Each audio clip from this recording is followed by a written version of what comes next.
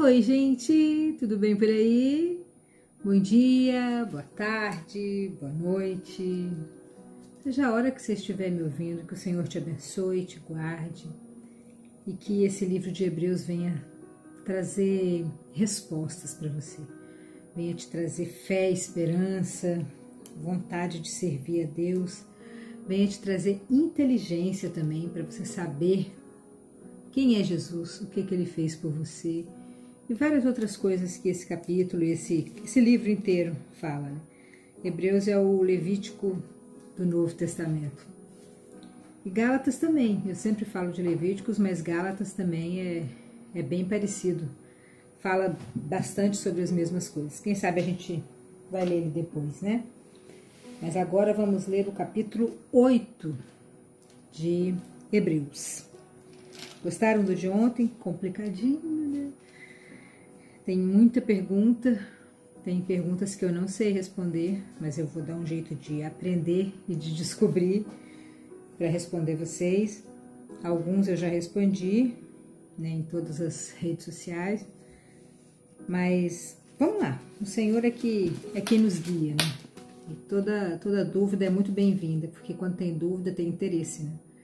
Quando não tem dúvida não tem interesse, então estou feliz que vocês estão com bastante dúvida e solucionando também as dúvidas. Né? O povo de judeus acreditam que Jesus não é o Cristo porque ele não era da tribo de Levi.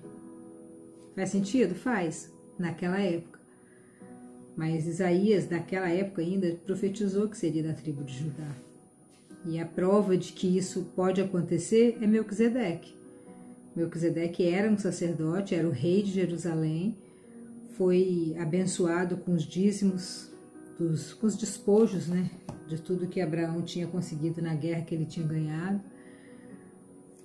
E ele é a prova, né, de que pode ser de outra tribo. Mas enfim, vamos lá. Jesus, o grande sacerdote da nova aliança. A coisa mais importante de tudo, o que estamos dizendo, tem a ver com o sacerdote que nós temos. Ele é o grande sacerdote que está sentado no céu, do lado direito do trono de Deus, o Todo-Poderoso. Ele está falando de Jesus. Aqui. Ele faz o seu serviço no lugar santíssimo, na verdadeira tenda, no verdadeiro tabernáculo. Olha que legal isso aqui. Nós que acompanhamos todo o livro de Levíticos, vimos que o sacerdote era Arão e os filhos dele, né, que podiam ser sacerdotes, e eles faziam todo o trabalho, todas as ofertas para eles, para o povo, toda aquela confusão toda lá dentro da tenda, e no Santíssimo dos Santíssimos eles ofereciam, né, as ofertas a Deus. E aqui está falando, ó, ele faz o seu serviço no lugar santíssimo, na verdadeira tenda, no verdadeiro tabernáculo. Na verdadeira, que foi armada pelo Senhor e não por seres humanos. O tabernáculo foi feito pelos seres humanos. Eles traziam ouro, lembra? Faziam até a grelha de ouro lá, os fios da cortina e tudo aquilo. Mas aonde Jesus está, não foi o homem que fez, foi Deus, o Santíssimo do Santíssimo. Todo grande sacerdote é escolhido para apresentar a Deus as ofertas e os sacrifícios de animais. Por isso é necessário que o nosso grande sacerdote tenha também alguma coisa para oferecer. Se ele estivesse na terra, não seria sacerdote, pois existem sacerdotes que apresentam as ofertas de acordo com a lei de Moisés. O trabalho que esses sacerdotes fazem é, de fato, somente uma cópia, uma sombra do que está no céu. Glória a Deus. Foi isso que aconteceu quando Deus falou com Moisés. Quando Moisés estava para construir o tabernáculo, a tenda, Deus disse: tenha cuidado para fazer tudo de acordo com o modelo que eu lhe mostrei no monte, lá no Monte Sinai, que Deus foi passando todas as ordens, todas as regras, tudo como que deveria ser, tal. E Moisés estava lascado para decorar aquilo tudo e avisar o povo, né?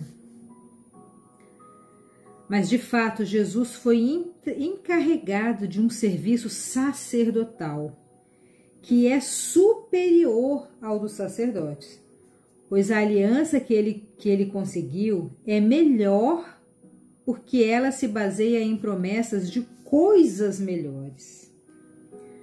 Pois se a primeira aliança tivesse sido perfeita, não seria necessário uma nova aliança. Se tudo aquele sacrifício que eles faziam lá fosse perfeito e não inútil, como nós lemos ontem, não precisaria de Jesus. Só aquilo bastava. Faz muito sentido isso aqui, não faz? Se aquilo já era perfeito, se tudo aquilo que eles faziam, todo aquele sacrifício, toda aquela tribulação que eles passavam lá, fosse 100% perfeita, para que Jesus? Não teria necessidade de Jesus. Mas era imperfeito, era incompleto, porque eles próprios tinham pecado e tinham que fazer os sacrifícios. Né? Pois se a primeira aliança tivesse sido perfeita, não seria necessária uma nova aliança. Mas Deus vê que o seu povo é culpado e diz: está chegando o tempo, diz o Senhor, em que farei uma nova aliança com o povo de Israel e com o povo de Judá. Olha aqui uma resposta bem legal. Eu farei uma nova aliança com o povo de Israel e o povo de Judá. Sobre o que nós falamos ontem, que Jesus não poderia ser sacerdote porque ele não era da linhagem de Levi, da tribo de Levi. Ele era da tribo de Judá. Ele era descendente do rei Davi, de Melquisedeque, daquela turma do lado de lá.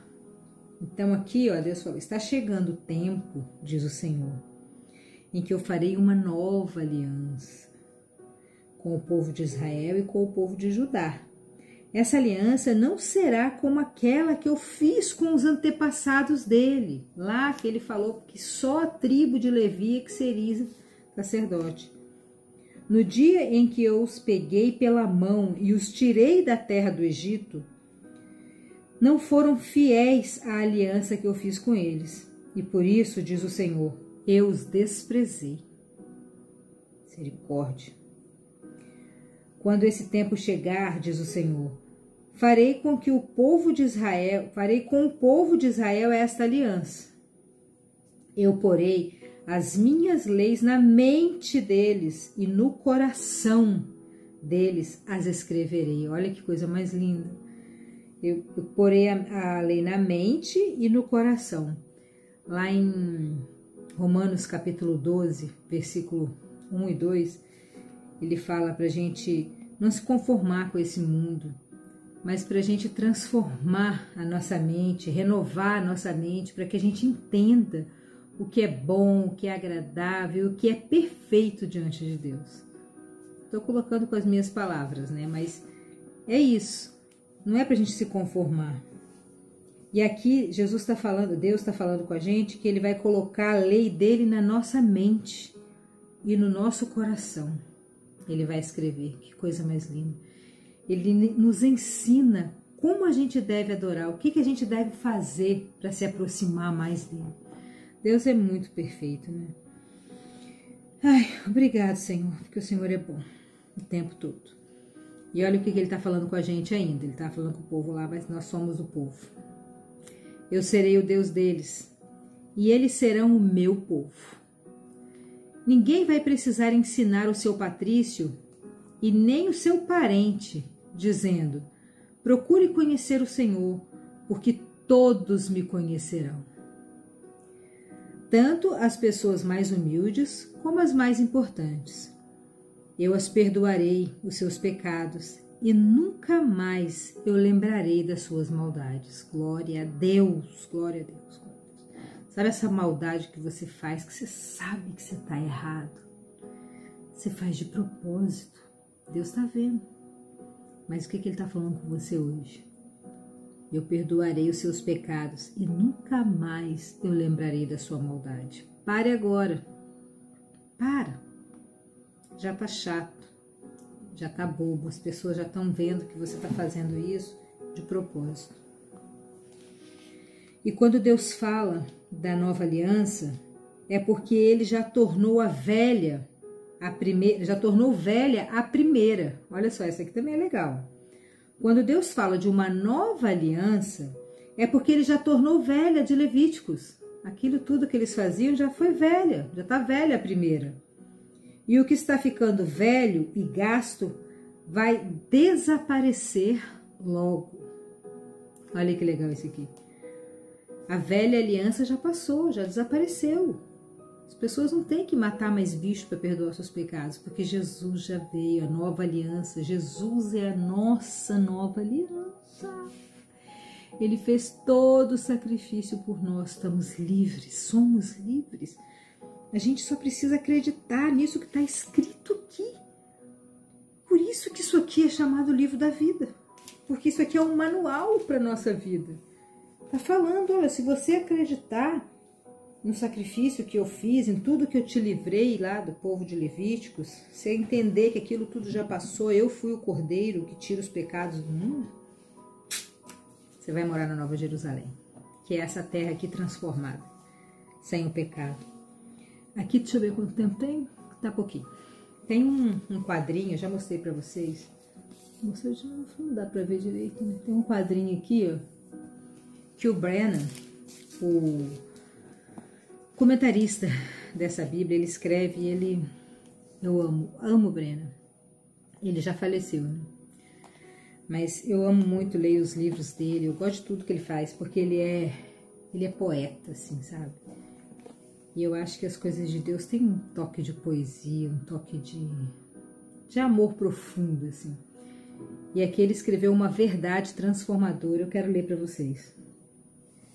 A vida, impulsionada pelo desejo de segurança, prazer e poder, obscurece a luz dentro de nós e cria sofrimentos mentais e sofrimentos emocionais desnecessários, que com frequência são interpretados equivocadamente como provações espirituais ou como as dores inevitáveis de crescimento na vida no espírito, da vida no espírito. Quantas vezes a gente ouve falar, depois que eu virei cristã, crente ou católico, cristão, começou as provações, começou um monte de luta, não sei o que lá, não sei o que lá. E ele fala aqui, ó, são interpretados equivocadamente como provações espirituais. Quando você tem a sua vida impulsionada pelo desejo de segurança, de prazer e de poder, você apaga a luz que tem dentro de você. Você apaga essa luz, ó. Obscurece a luz dentro de nós e cria sofrimento, tanto mental quanto emocional, desnecessários. E a gente interpreta esse sofrimento que a gente passa, emocional, ou mental, ou de qualquer outra forma, como provações espirituais. Mas, na verdade, a nossa vida está impulsionada para o lado errado. A gente está pensando em poder, em desejos, em segurança, em prazer, em outras coisas, que não ia amar a Deus sobre todas as coisas e amar o nosso próximo como Jesus nos ama. Bonito, né? Bem poético. Então é isso, terminamos o capítulo 8 de Hebreus. Simples, objetivo, Deus falando diretamente com a gente, que Ele está nos chamando de seu povo, Ele nos escolheu. Ninguém vai precisar mais falar dele, porque todos conhecerão, glória a Deus. E Ele vai perdoar os nossos pecados e as nossas maldades. Amém? Beijão no seu coração e até amanhã.